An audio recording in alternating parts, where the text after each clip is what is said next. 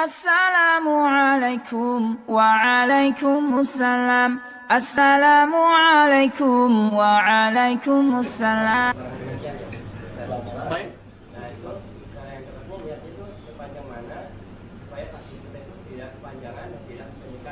Baik, persoalan tentang niat ya. Saya berikan langsung satu kitab karangan Imam Asy-Syafi'i namanya Jilid pertama halaman 161.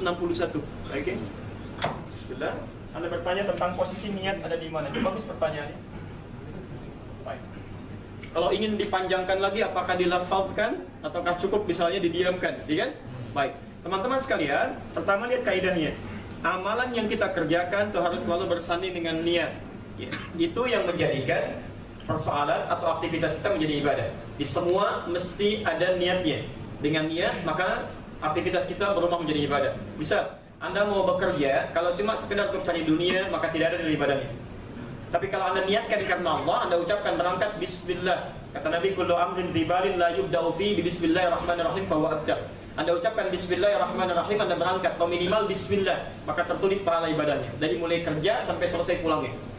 Nah, yang kedua, fungsi niat ini nanti akan membedakan antara satu ibadah dengan ibadah yang lainnya. Maaf, apa bedanya antara sholat zuhur dengan sholat asar? Bedanya apa? Niatnya. Ya, waktunya betul, tapi kalau Anda lakukan jamak, dikerjakan di satu waktu kan 4 rakaat juga. Di kosor malah 2 juga. Apa bedanya sholat subuh dengan 2 rakaat fajar? Dua-duanya 2 rakaat. Gerakannya sama, salamnya sama, bedanya dalam niatnya. Jelas di sini? Baik, nah sekarang hadis riwayat Al-Bukhari nomor hadis yang pertama, innamal a'malu binniyat. Segala perbuatan kita bergantung pada niatnya. Sekarang kita tarik dalam sholat. Kalau kita ingin sholat, kapan kita kemudian menghadirkan niat ini? Kata Imam Asy-Syafi'i, an-niyatu muqtarinan bit takbir. Niat itu Anda hadirkan dalam hati Anda bersamaan dengan takbir. Jadi begitu Anda mengangkat tangannya begini, lisan mengucapkan Allahu Akbar, dalam hati Anda tujukan, saya berniat sholat zuhur. Jelas? Subuh misalnya, Anda angkat begini, ucapkan kalimatnya muqtarinan bit takbir. Anda angkat seperti ini, Anda ucapkan dalam lisan Anda Allahu Akbar, maka dalam hati Anda tujukan, ya, saya niat salat subuh, saya niat salat asar, saya niat salat maghrib. Jadi kata Imam Asy-Syafi'i, pelan-pelan ini bukan kata saya ya, saya menerjemahkan kata Imam Asy-Syafi'i. Pertama, an-niyatu mahalluhal qalbu. Ini sepakat semua ulama. Niat itu tempatnya ada di hati. Jadi niat termasuk amalan hati. Ya. Tapi nanti kita akan lihat kapan kemudian itu dilafazkan, gitu ya. Baik, kita akan lihat nanti. Di pertama, semua ulama sepakat dari sejak amalan Nabi dilihat diajarkan pada sahabat, pada tabi'in sampai kepada para ulama. Disimpulkan kata mereka, niat amalan hati. Kalau sudah masuk ke lisan namanya lafaz. Saya ulang ya. Amalan hati disebut apa? Niat. Kalau sudah masuk ke dalam lisan disebut apa? Lafaz. Ingat, jadi begitu Anda mengucapkan kalimat tertentu itu bukan niat tapi lafaz. Makanya disebut dengan talaffuz. Ya, jelas ya? Begitu Anda kemudian mulai menggerakkan ya anggota badan, itu disebut dengan harakat. Sudah mulai bergerak. Jelas ya? Baik, dalam hati disebut apa? Ya, di lisan lafaz, bergerak, harakat. Nah, sekarang pelan-pelan. Kapan mulai menghadirkan niat itu? Saya ulang kata Imam Asy-Syafi'i rahimahullah, saat Anda mulai bertakbir, an-niyatu mahalluhal fil qalbi, ya tempatnya dalam hati. Saat bertakbir, maka Anda hadirkan niat itu bersamaan dengan ucapan Allahu Akbar, langsung dalam hatinya. Baik, teman-teman perhatikan. Menggunakan bahasa apa? Bahasa kita.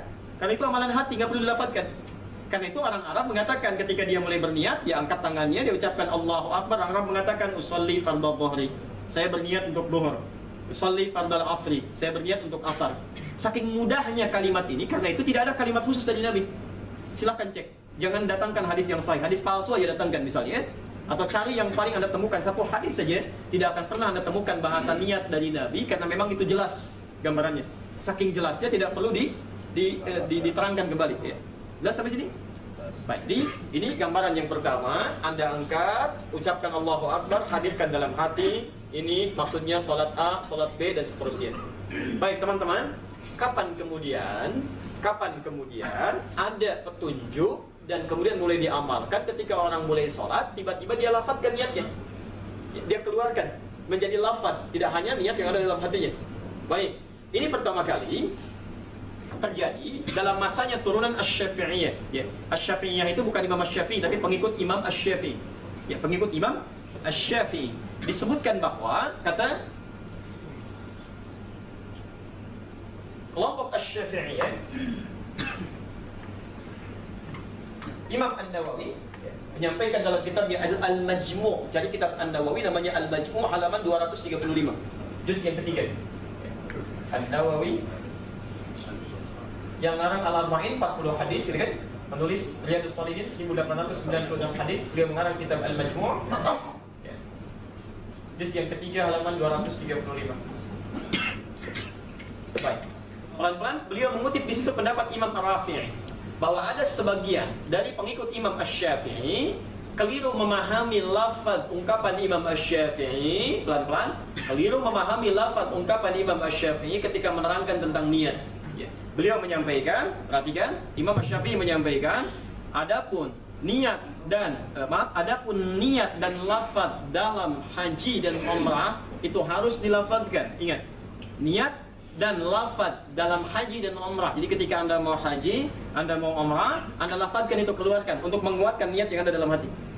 Pelan-pelan. Lalu sampai sini bisa labbaik Allahumma hajjan, labbaik Allahumma umratan. Makanya Nabi ketika berhaji dan umrah beliau lafazkan untuk menguatkan dalam hatinya. Ya. Tujza'u biha, dan itu sudah mendapatkan pahala.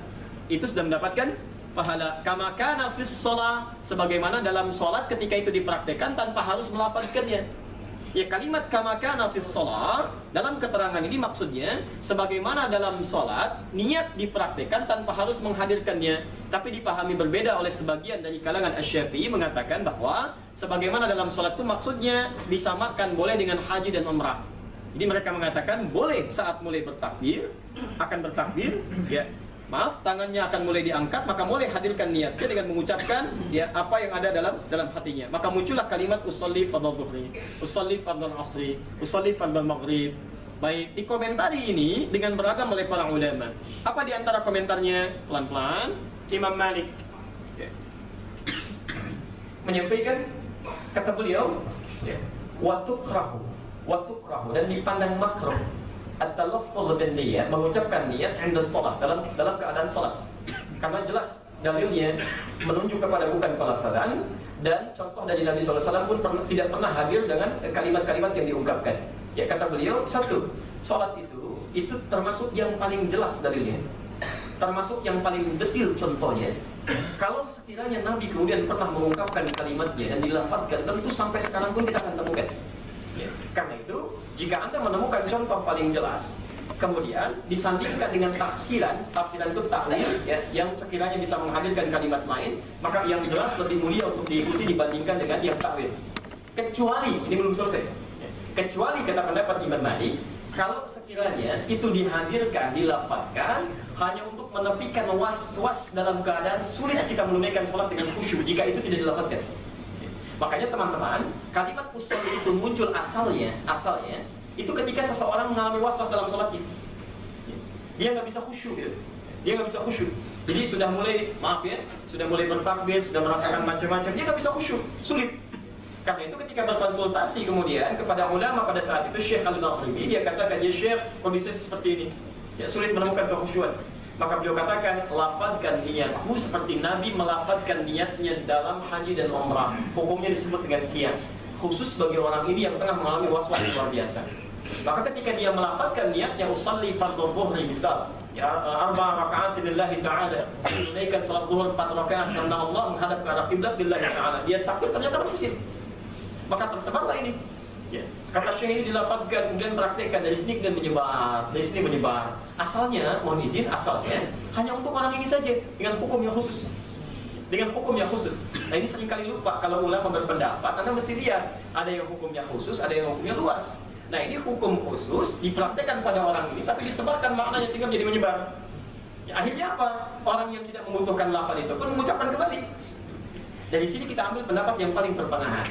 Kalau sekiranya sudah ada ketenangan dalam jiwa kita untuk memulai sholat, tidak perlu dilafadzkan. Karena lafaz itu bukan bagian dari niat, itu amalan lisan. Sedangkan Nabi SAW tidak pernah mencontohkan atau tidak memberikan dalil itu. Kecuali jika Anda berada pada situasi seperti tadi, sulit menemukan kekhusyuan di situ, maka sekiranya Anda boleh menghadirkan lafaz itu untuk meningkatkan kekhusyuan. Jelas sih? Oh, saya kira itu ya.